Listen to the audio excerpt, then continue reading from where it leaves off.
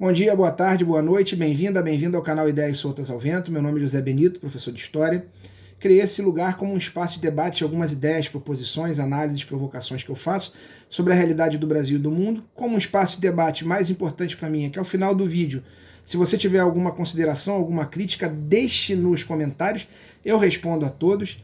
Se gostou do vídeo, por favor, não deixe de curtir, polegar para cima, é muito importante. A curtida não demora nada. Compartilhe o vídeo.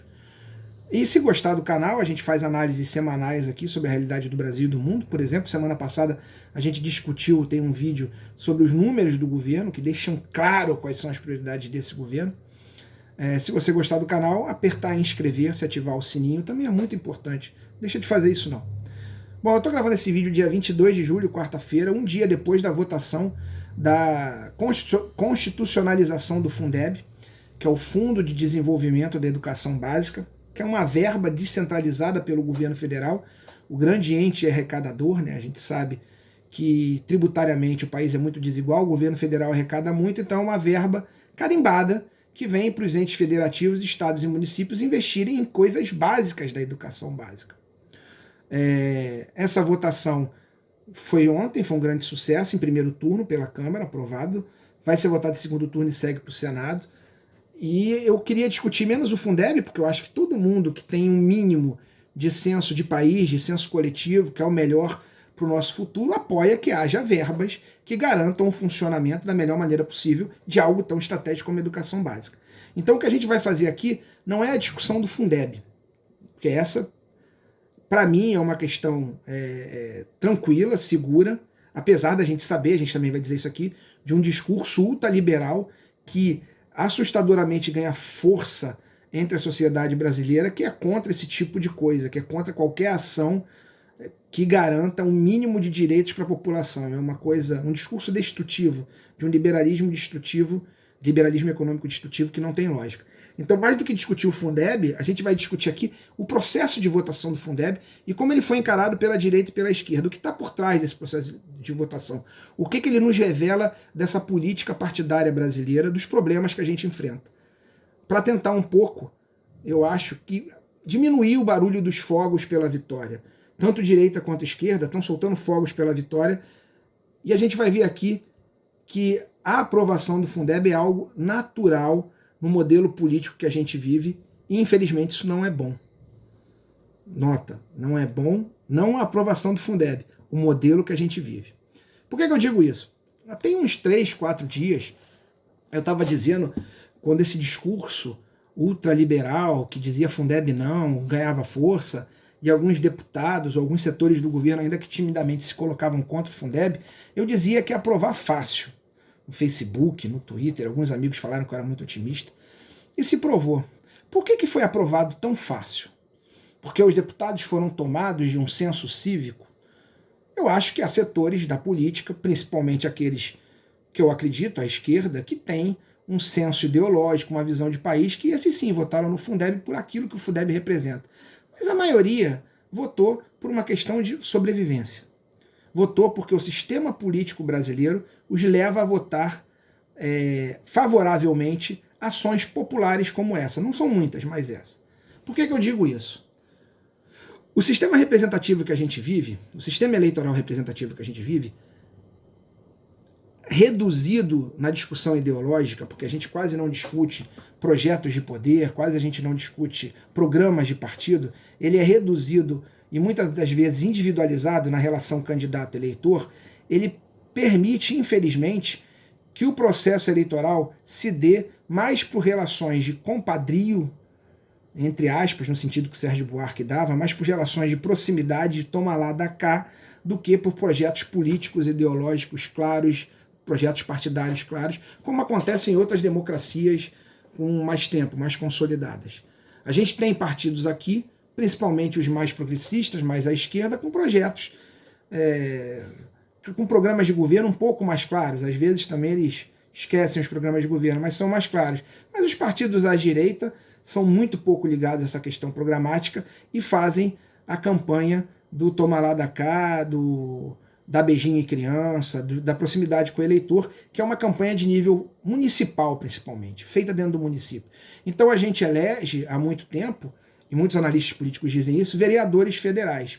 Deputados, em boa parte, que vão para lá, que não sabem o que estão fazendo lá, que não sabem qual é a linha política e ideológica dos seus partidos, mas precisam sobreviver e estão no Congresso por uma troca de favores. Por uma troca de favores com a população, que lhe dá votos e lhe perpetua no Congresso, ou lhe mantém por um tempo grande no Congresso, e uma troca de favores, por exemplo, com grande capital, com grande patronato, que em troca de seus interesses lhe dá vantagens.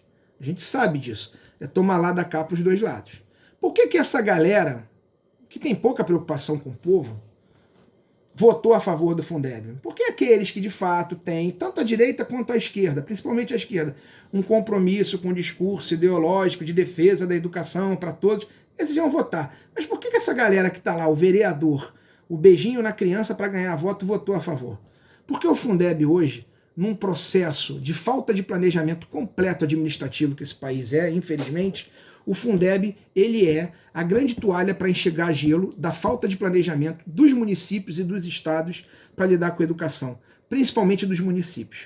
Qualquer verba federal, qualquer descentralização de verba federal vai nesse sentido. Os municípios, mesmo os mais ricos, que poderiam priorizar a educação com outras verbas, como o Duque de Caxias, onde eu vivo, não faz isso. E fica dependente desse dinheiro federal para coisas básicas, como o pagamento de salário de professores.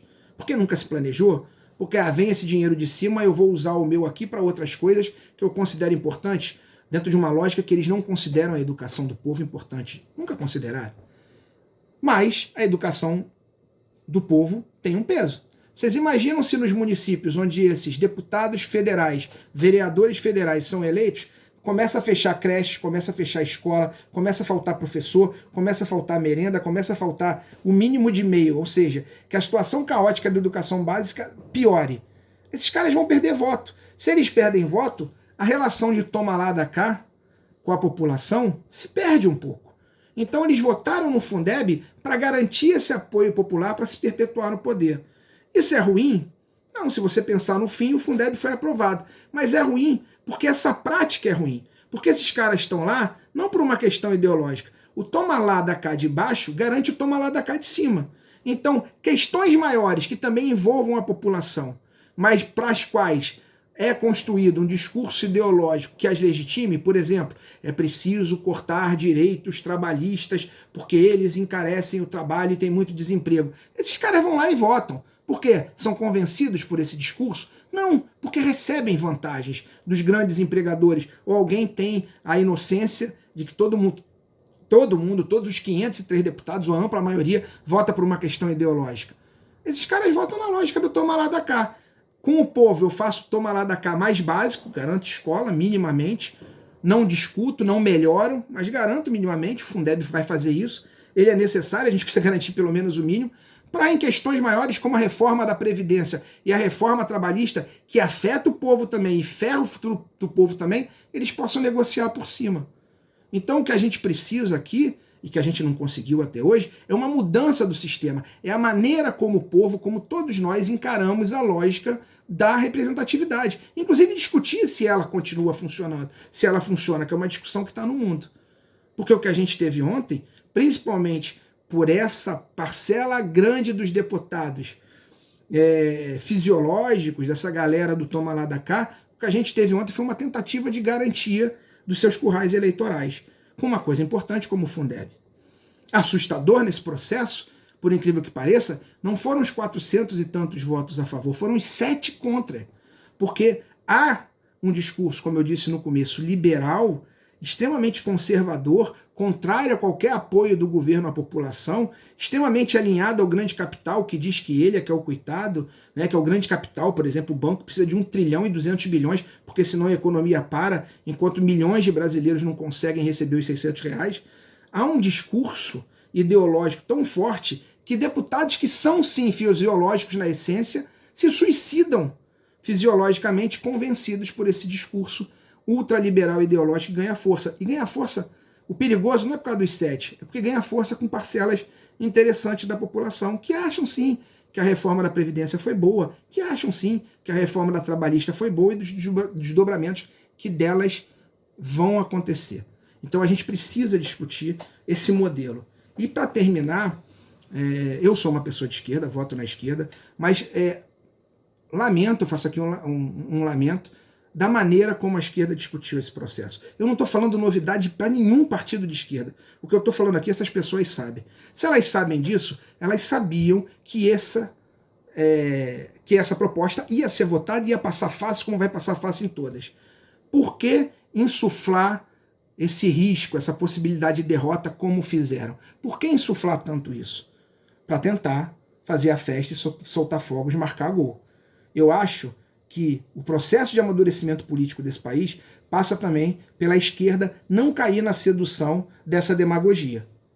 É demagógico. Se você sabe o que vai acontecer e você transforma como um grande risco para depois gravar lives incensando o povo ou a atuação do partido A, B, C ou D, você está sendo puta demagógico, e se você não sabia, você está sendo puta burro.